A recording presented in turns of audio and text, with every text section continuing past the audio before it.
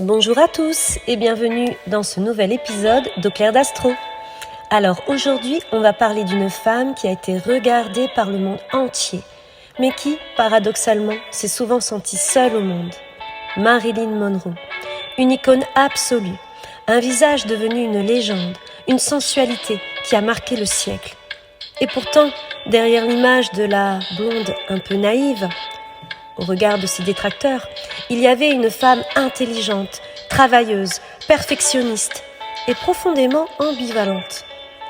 Dans cet épisode, je vous propose une lecture de Marilyn à travers son thème astral. De son enfance instable à sa construction de star, ses amours, sa quête de reconnaissance, jusqu'à cette fin entourée de mystères. Alors Marilyn, c'est avant tout la création d'un mythe, avec un ascendant Lion et un Neptune en maison 1. Marilyn, c'est un choc visuel, et astrologiquement, ça saute aux yeux. Ascendant Lion, Neptune en maison 1 en Lion. Donc l'ascendant Lion, c'est le charisme, la scène, l'aura. Mais Neptune en maison 1, c'est la brume, c'est le fantasme, c'est l'image qui dépasse la personne. Avec ça, on ne voit plus Marilyn comme une femme, on voit Marilyn comme un symbole. Neptune, c'est aussi l'art, le cinéma, le glamour, mais c'est également la fragilité des frontières. Qui suis-je si je ne suis plus le personnage ? Et c'est exactement l'un de ses drames intérieurs. Donc Marilyn Monroe était aussi vue comme une blonde, entre guillemets, un peu superficielle. Elle avait une signature Gémeaux, Soleil et Mercure en maison 10. Donc c'est l'injustice du cliché. On l'a enfermée dans une caricature, la femme sexy, légère, presque enfantine.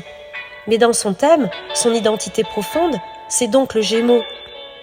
Avec le Soleil, dans ce signe, en maison 10, la maison de la carrière, de la visibilité publique, conjoint à Mercure, la planète de la communication, de l'intelligence, elle-même en Gémeaux, en maison 10.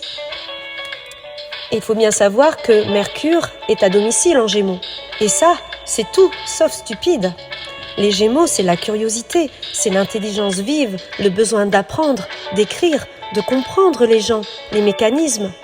Et cette maison 10, image publique, carrière, place sociale, ça raconte une femme dont la mission de vie était d'être vue, mais aussi une femme qui avait besoin d'être reconnue pour son esprit, pas seulement pour son corps. Et c'est là que l'ambivalence commence.